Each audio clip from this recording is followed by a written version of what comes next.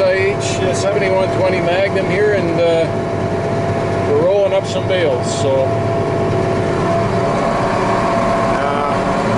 I don't know which last video, I guess, is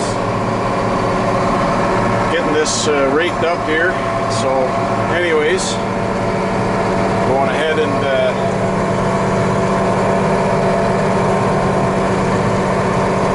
getting this baled up.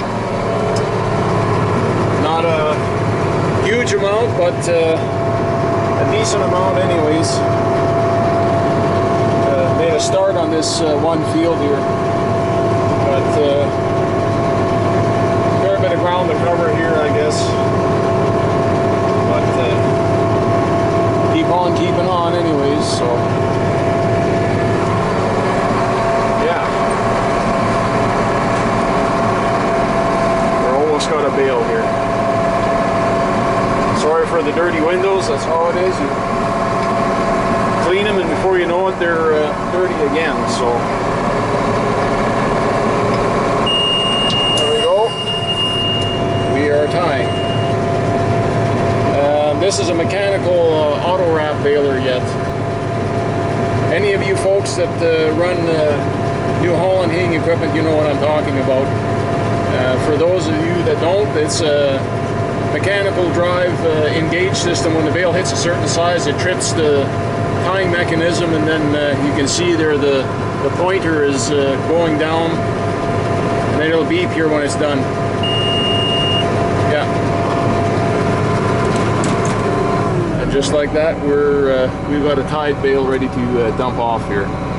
It's got the little spinner wheels there to tell you when it's the twine is moving and tying, so we'll go ahead and dump this bale.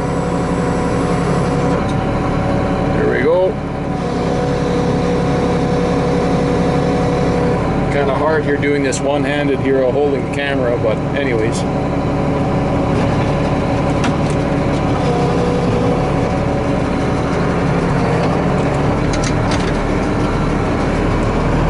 These balers can be, this one is these balers usually know to start bales pretty good, but this one can be a little bit of a bugger. But I'm dealing with a lot of hard to deal with hay here. I've got a lot of grasses, and it's not ideal alfalfa. It's not ideal alfalfa hay like some guys are baling, so sometimes that's the kind of stuff starts bales a lot easier. I'm dealing with a lot of wild hay, grass type hays. They can be pretty problematic to get to start. This baler still makes very nice bales, don't get me wrong, but it can be a little bit tricky to get the core started in them when you first start rolling up a bale.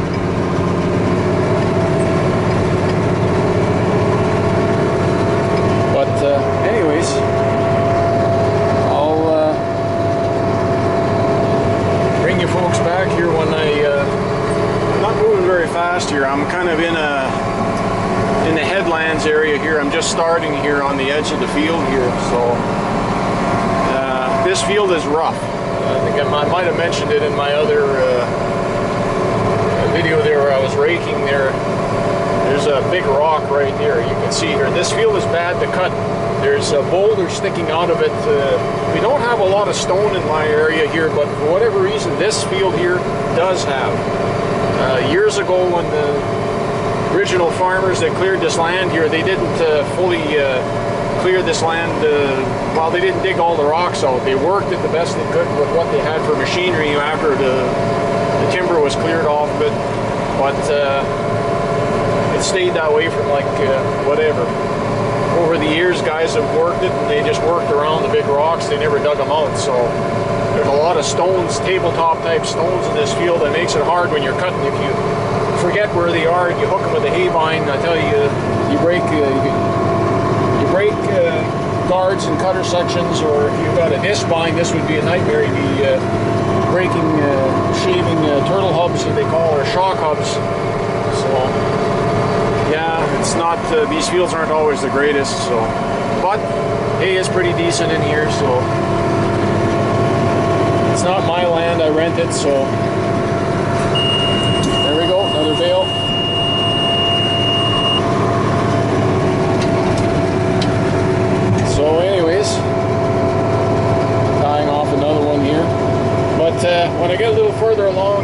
done, I'll bring you folks back here for a better, well, better idea what I got done. So, anyways,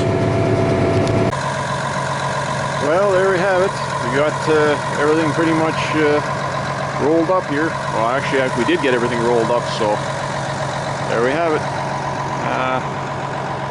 Pretty decent little bunch of bales. I think there was around 20 or so here in this on this end of the field here. This is the small end of the field.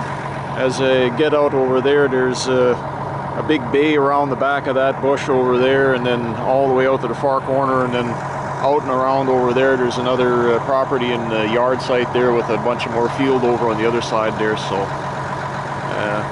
this is actually the thinner hay here at this end here, and I got quite a few bales here for this, not a whole lot of acres here, so it's done pretty good here this year. So when I get over there, it's usually always heavier in that corner there. That the rest of the field there is where it's where I stop cutting there is where the hay starts getting better over here, and then picks up all the way.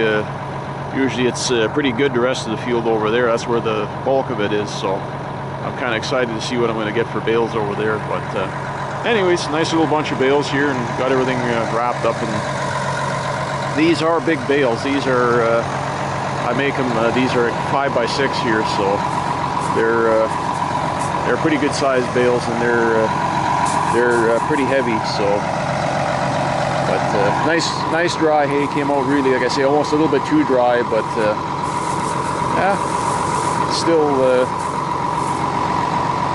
nice color to it. It's can't describe the smell of it. It's just when you get hay like this one, it's perfectly comes out nice and dry. It's just got a beautiful sweet smell to it. So yeah, happy bunch of cattle this winter anyways when they get to this stuff. So but now anyways, I'm going to take a leaf blower and blow the baler off. I clean all the dust off and open up the side panels, and I blow all the chaff and everything out with a little handheld gas-powered leaf blower, and keeps the baler clean and reduces the risk for fire hazard, and also it doesn't rust all the baler when you get a rain or something if it's sitting out, and then all that chaff and stuff there, it starts to rust and break the paint down on the machine and eats into the metal. So I prefer to get everything cleaned off the best I can. So anyways, the old Magnum is doing its job and getting it done. So